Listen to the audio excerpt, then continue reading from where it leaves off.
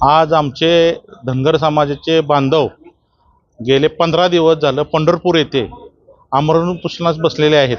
त्यांना आमचा सातारा जिल्ह्याच्या वतीने जाहीर पाठिंबा देण्यात येत आहे आणि एसटी आरक्षण जर ह्या 8-10 दिवसात त्यांनी आमचं जर जी आर नाही काढला तर ह्याच्यापेक्षा तीव्र आंदोलन आम्ही इथून पुढच्या काळात करणार आहे। एवढा आज प्रशासनाला आम्ही निवेदन त्या पद्धतीने कलेक्टर साहेबांना निवेदन दिलेलं आहे।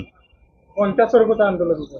तीव्र म्हणजे काय? रास्ता रोको असेल, परत आत्मदहन असेल।